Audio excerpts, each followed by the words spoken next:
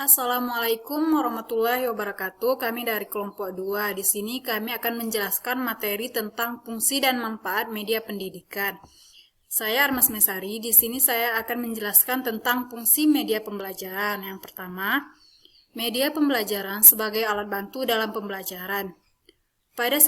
Pada satu sisi ada materi ajar yang tidak memerlukan alat bantu, tetapi di lain pihak ada materi ajar yang sangat memerlukan alat bantu berupa media pembelajaran.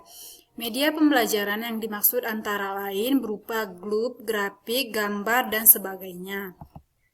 Yang kedua, media pembelajaran sebagai sumber belajar. Sumber belajar adalah segala sesuatu yang dapat dipergunakan sebagai tempat bahan pembelajaran untuk belajar peserta didik tersebut berasal. Sumber belajar dapat dikelompokkan menjadi 5 kategori, yaitu manusia, buku perpustakaan, media massa, alam lingkungan, dan media pendidikan. Selanjutnya akan dilanjutkan oleh teman saya. Assalamualaikum warahmatullahi wabarakatuh. Nama saya Karisa Alivia. Di sini saya akan melanjutkan materi yang sudah disampaikan oleh Kak Armas Maisari. Jadi materi yang akan saya bahas yaitu tentang 4 fungsi media pembelajaran khususnya pada media visual yang dikemukakan oleh Levy dan Lenz pada tahun 1982. Jadi terdapat 4 fungsi ya. Yang pertama ada fungsi atensi, yaitu dapat menarik dan mengarahkan perhatian siswa untuk berkonsentrasi kepada isi pelajaran yang berkaitan dengan makna visual. Yang kedua ada fungsi afektif, yaitu dapat menggugah emosi dan sikap siswa. Fungsi yang ketiga ada fungsi kognitif, yaitu memperlancar tujuan untuk memahami dan mengingat informasi atau pesan yang terkandung dalam gambar tersebut. Fungsi selanjutnya yaitu fungsi conversation, dapat mengakomodasikan siswa yang lemah dan lambat sehingga ia mudah menerima dan memahami isi pelajaran yang disajikan dalam bentuk teks ataupun secara verbal. Contoh, tujuan untuk memahami dan mengingat informasi atau pesan terkandung dalam gambar. Misalkan, pada siswa, ketika guru menjelaskan menggunakan media gambar, maka siswa akan lebih mudah untuk memahaminya dan guru juga lebih mudah untuk menjelaskannya dengan menggunakan media alat bantu gambar tersebut.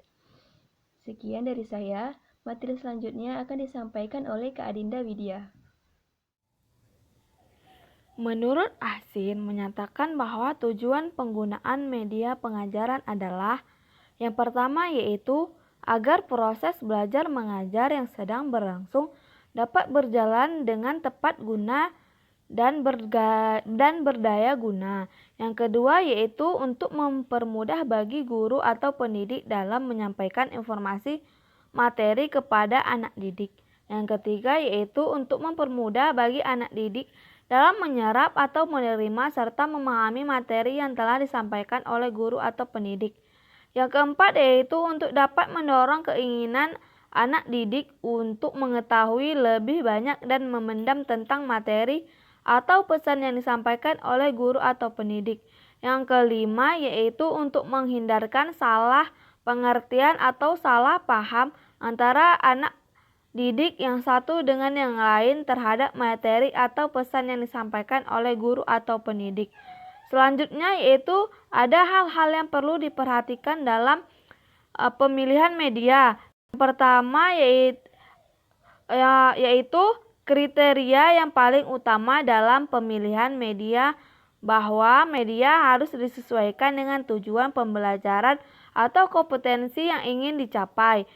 Contohnya yaitu bila tujuan atau kompetensi peserta didik bersifat menghafalkan kata-kata, tentunya media audio yang tepat untuk digunakan. Jika tujuan atau kompetensi yang dicapai bersifat memahami isi bacaan, maka media cetak yang tepat digunakan. Selanjutnya akan dilanjutkan oleh Eliza. Assalamualaikum warahmatullahi wabarakatuh. Perkenalkan, nama saya Adinda Widya Putri. Saya akan menyampaikan materi lanjutan dari Karisa Alvia. Yaitu selanjutnya saya akan memberikan materi yaitu media pembelajaran menurut Kemp dan Dayton yang dapat memenuhi 3 fungsi utama apabila media itu digunakan untuk perorangan, kelompok atau kelompok pendengar yang jumlahnya besar, yaitu 1. Memotivasi minat atau tindakan. Yang kedua yaitu menyajikan informasi, yang ketiga yaitu memberi instruksi. Nah, adapun dari manfaat media pendidikan, yaitu pertama menjelaskan materi pembelajaran atau objek yang abstrak, yang tidak nyata itu menjadi konkret atau yang nyata. Nah, yang kedua itu memberikan pengalaman nyata dan langsung karena siswa dapat berkomunikasi dan berinteraksi dengan lingkungan tempat belajarnya. Nah, selanjutnya itu mempelajari materi pembelajaran secara berulang-ulang.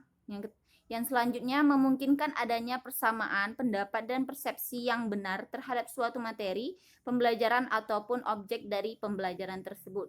Nah, selanjutnya itu ada menarik perhatian siswa sehingga membangkitkan minat, motivasi, aktivitas, dan kreativitas belajar siswa. Nah, selanjutnya itu ada membantu siswa belajar secara individual, kelompok, ataupun klasikal. Yang selanjutnya, materi pembelajaran lebih lama diingat dan mudah untuk diungkapkan kembali dengan cepat dan tepat. Nah, yang selanjutnya itu mempermudah dan mempercepat guru menyajikan materi pembelajaran sehingga siswa mudah mengerti. Nah, yang terakhir yaitu ada manfaatnya mengatasi ruang waktu dan Saya akan melanjutkan materi yang telah disampaikan oleh teman saya sebelumnya, Karissa Alivia. Di sini, BERS menggolongkan semua media itu menjadi 8 kelas. Yang pertama, media audiovisual gerak. Yang kedua, media audiovisual diam. Yang ketiga, media audio semi gerak. Yang keempat, media visual gerak. Yang kelima, media visual diam. Yang keenam, media semi gerak. Yang ketujuh, media audio. Dan yang terakhir, 8, media cetak. Di sini, jenis media ini mempunyai kemampuan yang lebih baik dan media ini dibagi dalam 2 jenis. Yang pertama, ada audiovisual diam yang artinya menampilkan suara dan visual diam. Contohnya seperti film. Yang kedua, audiovisual gerak yang artinya media yang dapat menampilkan unsur suara dan gambar yang bergerak seperti film, video kaset, dan VCD. Mungkin cukup sekian presentasi dari kami kelompok 2. Dari teman-teman yang ingin bertanya, dipersilahkan. Wassalamualaikum warahmatullahi wabarakatuh.